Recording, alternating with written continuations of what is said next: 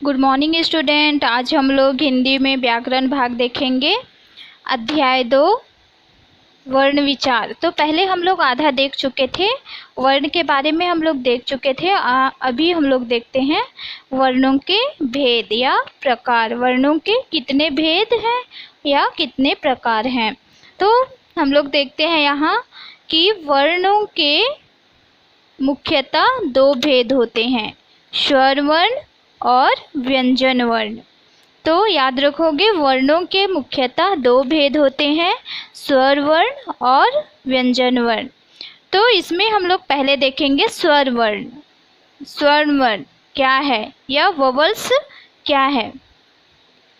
जो वर्ण किसी अन्य वर्ण की सहायता के बिना बोले जाते हैं वे स्वर कहलाते हैं। जो वर्ण किसी अन्य वर्ण की सहायता से, मतलब जब हम लोग आ ई ऊ बोलते हैं तो उसके बाद में और कोई दूसरा वर्ण नहीं आता है, तो उसकी सहायता के बिना ही जो वर्ण हम लोग प्रयोग करते हैं उसी को स्वर वर्ण कहते हैं। तो ये स्वर वर्ण मुख्यतः 11 हैं। छोटा आ, बड़ा आ, छोटी ई, बड़ी ई, छोटा ऊ, बड़ा ऊ, री, ए, ओ, औ। तो इस प्रकार से मुख्यतः 11 स्वर वर्ण हैं। तो इसको हम लोग स्वतंत्र रूप से बोलते हैं। आ, ई, ऊ, ए, ओ, औ, री। तो इस प्रकार से हम लोग इसको स्वतंत्र रूप से बोलते हैं। मतलब इसमें और आगे कोई भी वर्ण या स्वर या फिर कोई भी ध्वनि और नहीं आती है। आगे देखते हैं कुछ वर्ण जैसे आ, छोटा आ, छोटी ई, छोटा ऊ, री के उच्चारण में बड़ा आ, बड़ी ई, बड़ा ऊ, ए, ओ, औ की तुलना में कम समय लगता है। जैसे अ बोल रहे हैं, छोटा अ बोल रहे हैं तो केवल अ जल्दी से बोल रहे हैं इसको। और जैसे बड़ा अ बोल रहे हैं तो उसको आ, बड़ा आ, ई। तो ई, छोटा ई को हम लोग तुरंत बोलते हैं ई, और बड़ी ई को बड़ी ई बोलते हैं। तो इसी प्रकार से छोटा अ, छोटी ई, छोटा ऊ और री के उच्चारण में कम समय लगता है, और बड़ा अ मतलब मात्रा वाले जितने भी वर्ण हैं, है ना, मात्रा वाले जितने वर्ण हैं उसमें ज़्यादा समय लगता है। अतः उच्चारण की दृष्टि से स्वर की निम्नलिखित 3 भेद किए गए हैं। तो और पहले हम लोग देख लिए वर्ण के भेद, स्वर वर्ण और व्यंजन वर्ण, और आगे हम लोग देखेंगे स्वर के भेद या स्वर वर्ण के भेद कितने होते हैं।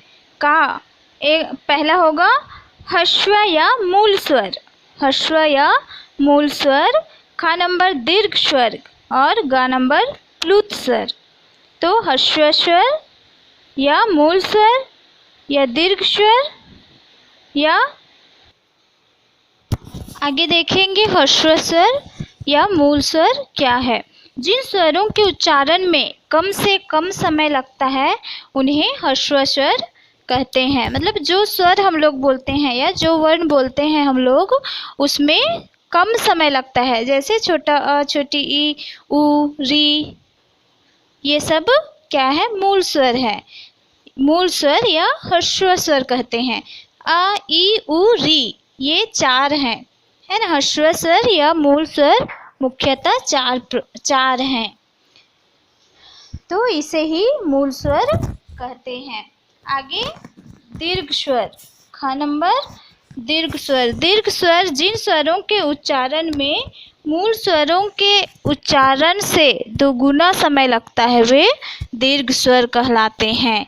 ये संख्या में 7 हैं।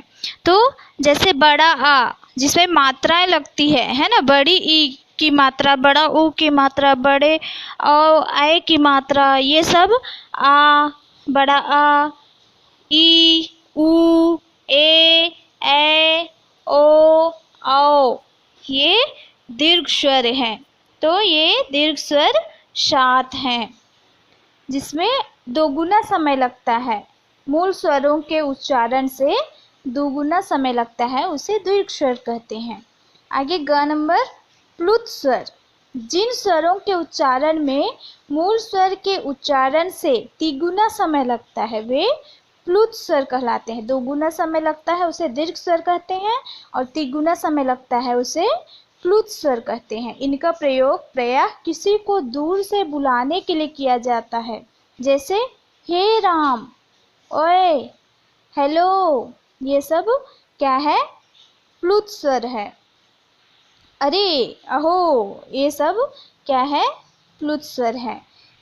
लिखते समय प्लुत के आगे यह चिन्ह अंकित कर दिया जाता है जिनका अभिप्राय है द्विगुना समय।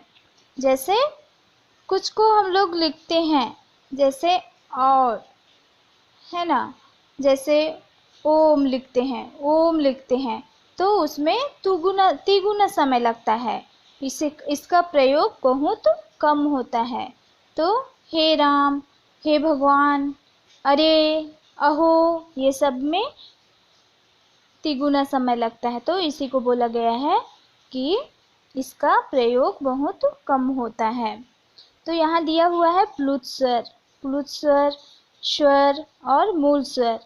तो यहाँ जो प्लुत स्वर है और मूल स्वर है उसको खंड किया गया है, मूल स्वर और दीर्घ स्वर।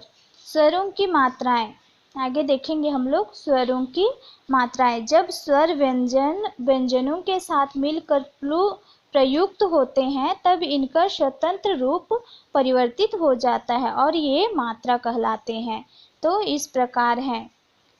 तो जब स्वर व्यंजनों के साथ मिलकर प्रयुक्त होते हैं, है ना, व्यंजनों के साथ मिलकर प्रयुक्त होते हैं तब इसका स्वतंत्र रूप परिवर्तन हो जाता है और ये मात्रा कहलाते हैं। तो मात्राएं, तो आगे हम लोग देखेंगे मात्राओं के बारे में।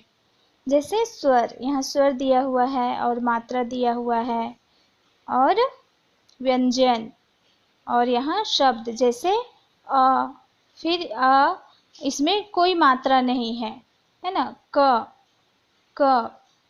व्यंजन है क, तो का से शब्द बना है कमल और कलम, तो इसमें और कमल ल ना। तो आगे में कौन सा स्वर आ रहा है? आ स्वर आ रहा है। कमल ल,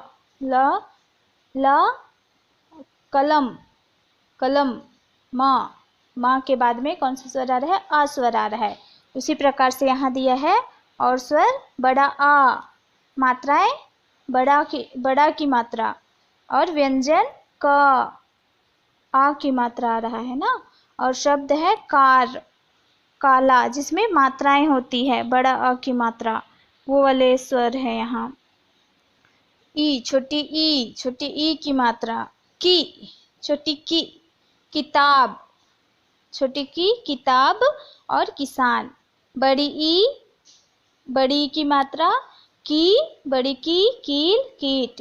तो इस प्रकार से यहाँ सबकी मात्राएं दी हुई है। स्वर वर्ण दिया हुआ है और मात्राएं और व्यंजन वर्ण और शब्द। तो शब्द बनाने के लिए सभी में स्वर वर्ण अधिकतर लगता ही है। तो आगे देखेंगे विशेष। रा व्यंजन के साथ ऊ और बड़ा ऊ की मात्रा उसके बीच लगती है, जैसे र धन ऊ, रबर, रू, रुचि, रुकावट, रुपए, रूप, ये सब रू, ऊ की मात्रा लगता है इसमें, है ना, बड़ा ऊ की मात्रा। रा धन बड़ा ऊ, रू, रूप, रेखा या रूखा।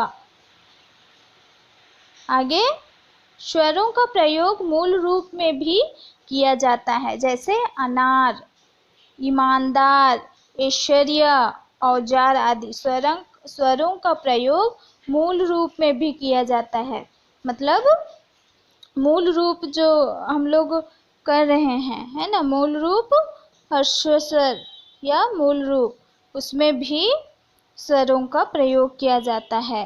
अनार, ईमानदार, ऐश्वर्य और क्या है? औजार।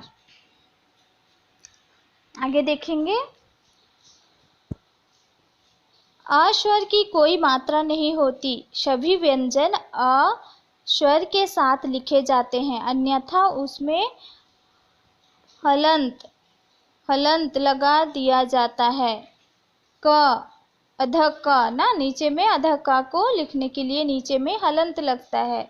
अधः क, अधः च, अधः ट, अधः प, मतलब नीचे में हलंत का चिन्ह लगाते हैं।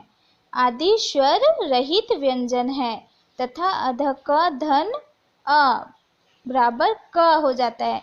व्यंजन में अधिकतर स्वर लगता ही है।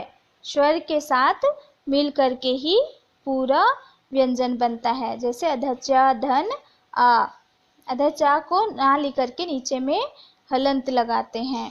अधः ट धन अ ट तथा अधः प धन अ बराबर प आदि अ स्वर सहित व्यंजन है। अयोगवाह ऐसे वर्ण जो ना तो स्वर है और ना ही व्यंजन, अयोगवाह कहलाते हैं। ऐसे वर्ण जो ना तो स्वर है और ना ही व्यंजन, अयोगवाह कहलाते हैं। स्वर्ण भी नहीं है और व्यंजन भी नहीं है, वो क्या कहलाते हैं? अयोगवाह कहलाते हैं। हिंदी वर्णमाला में अंग की मात्रा है ना, अह की मात्रा और अ में चंद्र बिंदु को स्वरों के साथ रखा जाता है, क्योंकि इनका उच्चारण आ की सहायता से ही होता है। आगे अनुस्वर, अनुस्वर क्या है? अंग की मात्रा है ना, अंग की मात्रा, अंगूर वाला अंग की मात्रा। इसका उच्चारण नाक से होता है। इसका प्रयोग शिरोरेखा के ऊपर बिंदु के रूप में होता है, जैसे गंगा, जंगल, हंस आदि। अनुनासिक, अ में चंद्र बिंदु है ना, अनुनासिक में क्या लगता है? अनुनासिक किसे कहेंगे? आ में जिसमें भी चंद्र बिंदु लगता है।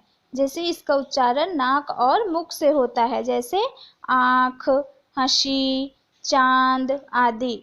इसके ऊपर चंद्र बिंदु लगाया जाता है, जैसे यहाँ चंद्र बिंदु दिख रहा है। मुंह, आँख, हंसी, चांद, ये सब क्या है? अनुनासिक है। आगे है विसर्ग, अह की मात्रा बोलते हैं, है ना। इसका उच्चारण ह अधः के समान होता है। इसका चिन्ह यहाँ अह दो बिंदु जैसे होता है, जैसे नमः बोलते हैं, प्रतः, अतः आदि। आगे देखेंगे व्यंजन। आगे हम लोग देखते हैं व्यंजन। व्यंजन क्या है या व्यंजन किसे कहते हैं?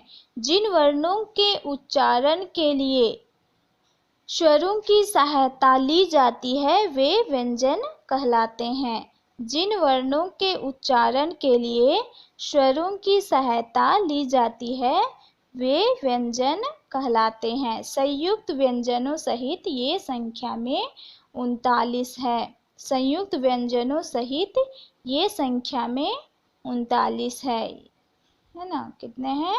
39। व्यंजन के भेद, तो स्वर वर्ण के कितने भेद हैं? स्वर्ण वर्ण के 3 भेद हैं। और यहाँ आगे देखेंगे व्यंजन के भेद। स्पर्श व्यंजन, अंतःस्थ व्यंजन और ऊष्म व्यंजन। स्पर्श व्यंजन, अंतःस्थ व्यंजन और ऊष्म व्यंजन। तो आगे हम लोग व्यंजन के प्रकार या व्यंजन के बारे में दूसरे दिन पढ़ेंगे। Thank you.